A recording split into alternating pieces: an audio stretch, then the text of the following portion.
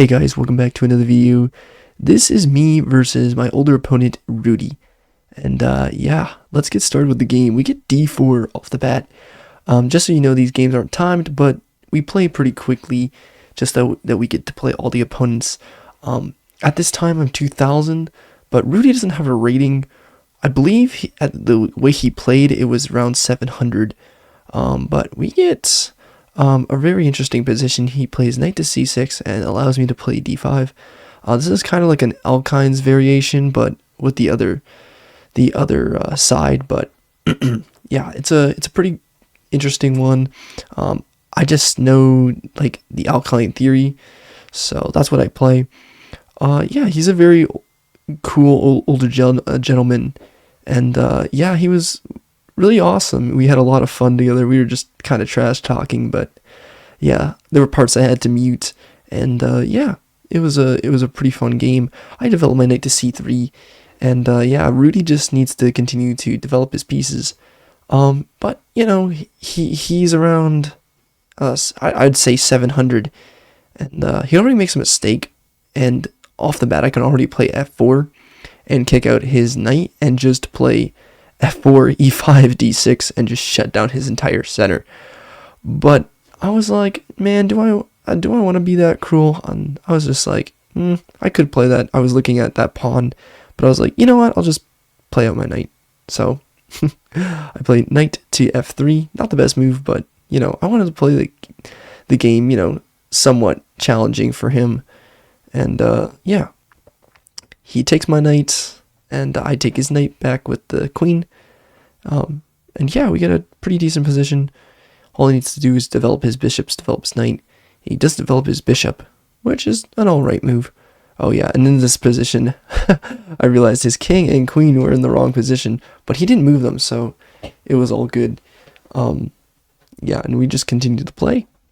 Usually if he had moved his king or queen, we'd probably call off the game. I think there was another game that we had where the king and queen were swapped. I think it was his king and queen. But other than that, it was a pretty good game. And yeah, in this position, he brings out his bishop. Now he just needs to bring out his knight and just get out and castle.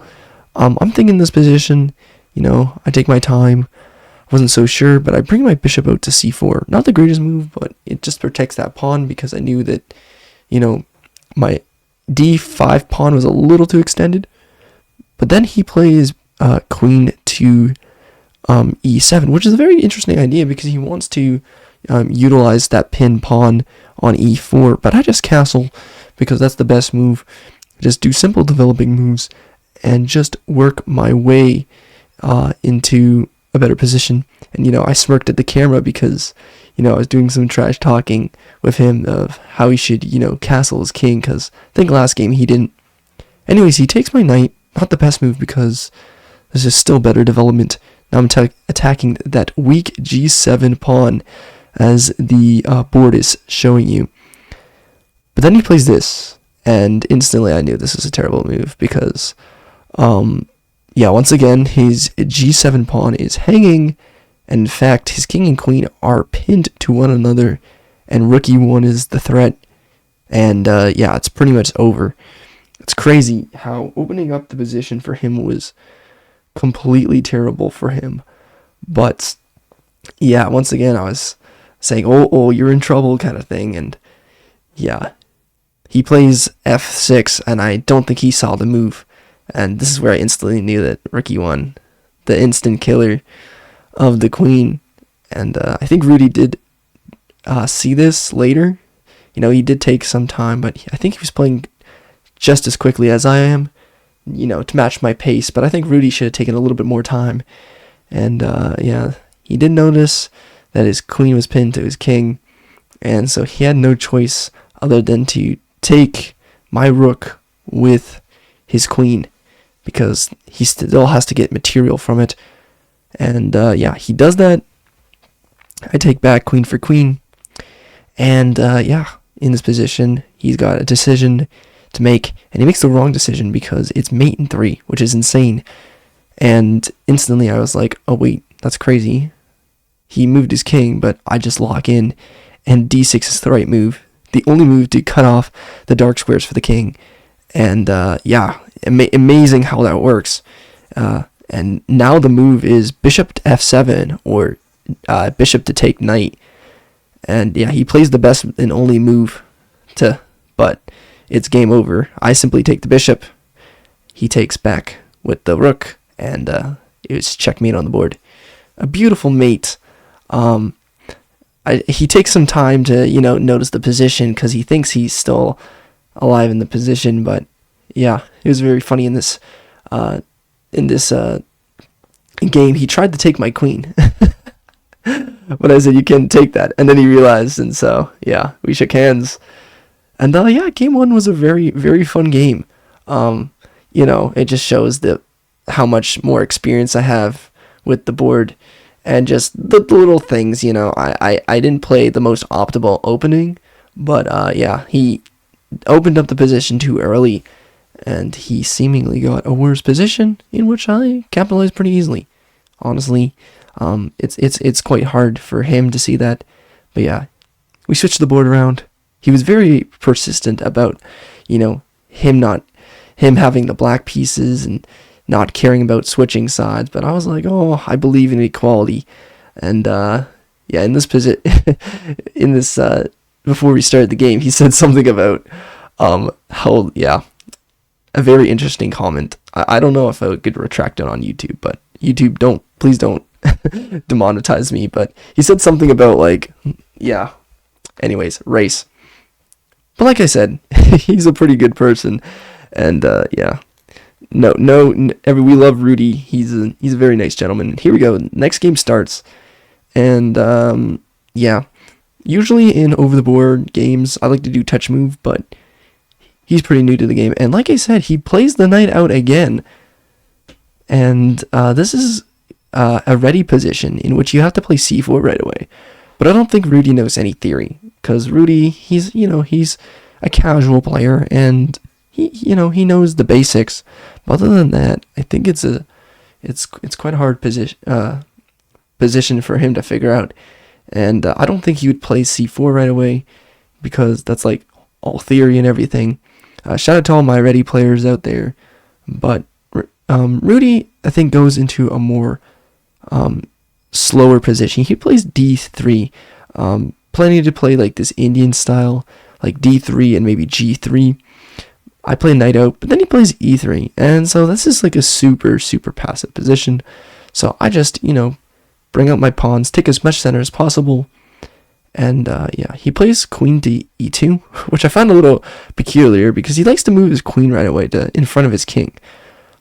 It's not really good to move your queen in front of your king right off the bat, because in most situations you will attack the queen with your rook, and it's not good to get your queen pinned to the king, like in the last game. But like I said, Rudy, he's a pretty casual player, and he just knows the basics of chess and how to move their pieces and castling, and that's pretty much it.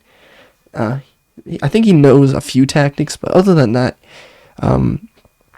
there's quite the skill gap between me and him. He plays e4, and in this position I can already take, but I decided to close the position. I feel like that's a little bit better for me, because I do want to, try and gain space and just play more positionally. I didn't want to get into, fancy gambits and all that with Rudy, because, I wanted to get into a good long testing game. So Rudy thinks for a bit, and he does the exact same thing he did from last game, and he brings out his bishop. There's something with Rudy and his bishops, right? And already I can start playing bishop to e7, but I don't think I played that, and I think I got a little bit more testing and decided to copycat his bishop move with bishop to g4. So, he played bishop to g5, I played bishop to g4, and, we both pin each other's knights. And, yeah, he then plays h3, and I'm like, okay, well, that's not a huge move. I'll just walk back. And then Rudy, he plays the bishop takes knight. And already off the bat, he's causing some problems. And you know what I do? I decide to take the other way. It's not optimal, I know that, but I wanted to keep my pawn structure together. And then he strikes out with g4. And this makes me think that Rudy's probably around 800. because Rudy plays a very awesome move, and that's h4. And h4 now traps the bishop, and usually anybody below 700 wouldn't see that, but yeah, I play h5 to prevent that, and yeah, we had a little bit of gesturing. He called me a turkey, which I find a little peculiar for for that comment, but whatever. It's fun gesturing with him. And then he plays bishop to g2. Seems like a good developing move, but he actually loses the pawn. I instantly take away, and I start to attack his knight. And so Rudy is in trouble. Rudy really has to start thinking here. Where should he move his knight?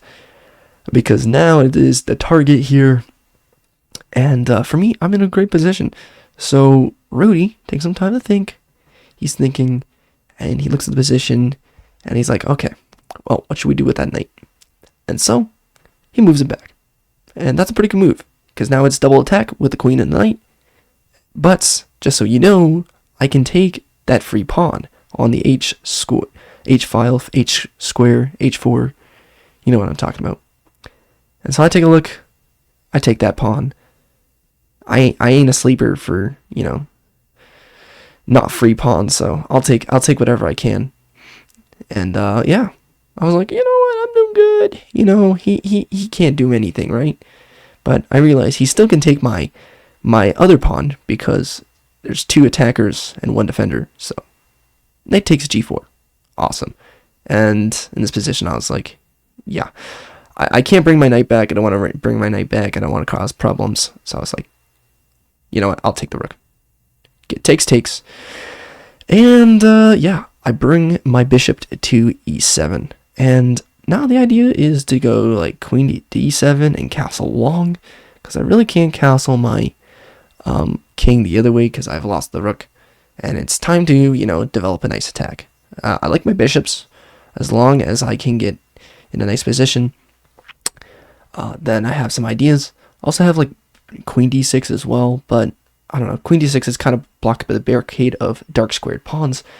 And so, yeah, I think the e square was better. I take some time to look. And then he plays this really huge move, f4, trying to break up my structure. But the thing is that if he takes, he kind of undoes, however you say it. My English isn't the most perfect, but yeah, I just, continue with my plan with queen to d7. But yeah, I think the move is, simple. If he takes my pawn, then I take the pawn back, and then I still get that barricade, because that weak f7 pawn is back in the game. It's not doubled up by the f6 pawn. So it really takes some time to look, and I would be very happy in this position if he did take my pawn. But I think just locking it in with f5 is a better move. But he continues to take, and I'm a little puzzled because I was like, oh, okay, thanks. Like, you did me a favor. And yeah, so I was very happy about this. And now my move was h5, or bishop to h5, to pin the knight to the queen and try and gain that knight back. But that was not needed. And he hangs his knight in one move after moving the queen. I think he wanted to attack my weak f7 pawn, but it's defended by the bishop, so no need. I take that knight. That is a free knight in the taking, and this is dead lost for Rudy, but he played a really decent game. I mean, he just needed to, not hang too many pieces and just continue to play solid, and yeah, he still gave a pretty good fight. And yeah, I was pretty happy. He goes for an exchange of queens, but I was like, nah, your king is weak. Let me check your king. And so, queen to g1. Also, he brings his queen back, and there's mate in 5 on the board. Pause the video, find the move, but I play bishop to h4, and that's the variation you have to play. There's a complicated mate here, and I can utilize my light squared bishops and my dark squared bishops. And yeah, mate is on the board. He moves his king up. And then he plays a move, but he's like, oh, I don't like that move. And I kind of suggest that that's a bad move, because he loses his queen. So he does eventually play king to e2, because that was the first move he played.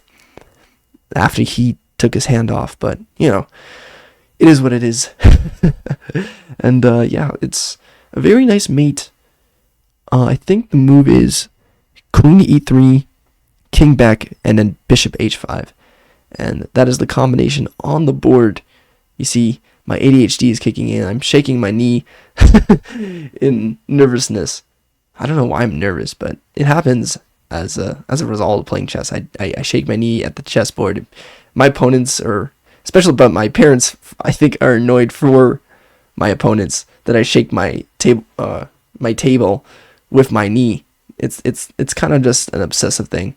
But yeah, Rudy does go to king to d1, but I didn't play the move on the chessboard right away, and yeah, but I continued to play the variation, and yeah, there he goes. So bishop there, king there, and it's mate in 2. You have to sack the bishop in order to keep the position alive, but there's no safe squares for that king. It is taken up on all diagonals, which is a very nice mate. But it just shows that Rudy just needed to put a little bit more king safety. I say mate in 3 to the camera, but it's mate in 2, which is crazy. Because I think, yeah, I underestimated how powerful this attack is. And yeah, there he is. Bishop, and bishop takes. And in this position, Rudy takes a look at the position and he starts pondering, and he's like, there's no way out. There's definitely no way out. He has to go queen e2. And it's funny enough, the hilarious move in this position is bishop takes e2. You can also do bishop takes e2. You can also do queen takes e2. But yeah, he has to sack the queen. And it's mate in 1. And then he realizes he was going to play c3, but yeah, it was a very good game, and yeah, I had fun. I had fun at the chess club, and yeah, hope you guys liked the content. Anyways, like and subscribe for more.